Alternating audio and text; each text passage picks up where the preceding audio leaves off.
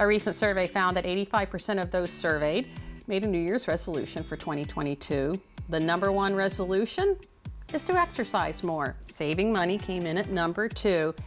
And paying off debt is the #3 resolution. Now, depending on how much debt you have, that can be a pretty hefty resolution right there, but it is not impossible, especially if you have people like Jackie Wilson, who's the Retail Banking Officer and Senior Vice President with Provident State Bank on your side. Thanks for joining us today. Thanks for having me. It's exciting to be here. Okay, so this is like about the most basic question I can think of to ask.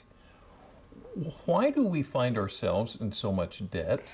You know, things go from one extreme to the other. You have your basic impulse buyers that just simply outspend what they make, all the way to the people that as a necessity, they're just using the credit cards to put food on the table, to pay their bills, to, you know, charging just to live. Yeah. And then of course there's just simple, you know, unfortunate life events that take place. Divorce can get us in that way. You have a reduction in hours on your job.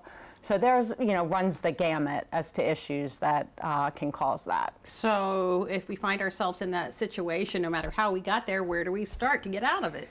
Start. Just start. Just start. And make a commitment. And the first step, really, one of the things, I call it the snowball plan. And list your debts out. I think sometimes it's easier to go your smallest debt to your largest debt.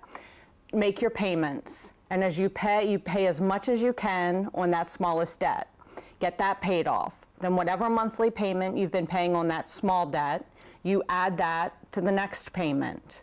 And then you pay extra on as much extra on that, you pay that down, and it snowballs until you keep increasing your payments and increasing your payments. If you have all of these debts and you're only paying the minimum payment, you're going to be paying forever. Yeah. But then some of us are kind of like, hey, I'm getting a tax refund. Do you suggest we put that toward you know, if you are trying to reduce debt, your tax refund should go to reduce your debt. Mm-hmm. If you get that debt paid off this year, next year's tax refund can go as a deposit on a larger ticket item. It can go to build your savings. But if you're trying to get out of debt, I do recommend this year, take that and pay it down. Plus, it'll give you that boost in the first quarter of this year and make you feel like you're really getting somewhere. Sure. So, I hesitate to do this, but listen, a few years ago, I got myself in a really bad place financially. And like you were saying, I was depending a lot on the credit cards and came to a point of swearing them off. Not doing it, cutting them up, never doing it again, I'm gonna catch up. Can credit cards play a good role in your financial management? They can. But you have to be committed. Right. So, in other words, balance transfers can work, where, you know, somebody's offering 0% for a year. You take all your credit card debt, you put it on one card. But there's a couple key issues. By putting it in one card, you need to get rid of the other cards. You don't want to start then using those cards. What I suggest is cutting them up. Don't close them out, because that can have an effect on your credit score. And then you have to find yourself, and you have to make large payments. So you want to build in your budget, what are you going to pay on that credit card that you've transferred the balances. You can't pay your minimum payment, or you're going to be in the exact same situation when you go from 0% to 18% in a year, or whatever time that promotion ends. Okay, so making that budget that you mentioned, it's not easy. No. So how do you go about it, and what are the must-haves you need to have in that budget? I think with the budget, obviously you need to have your income. But I say your income, if you get paid twice a month, you're going to use your net. And I say net is what you get.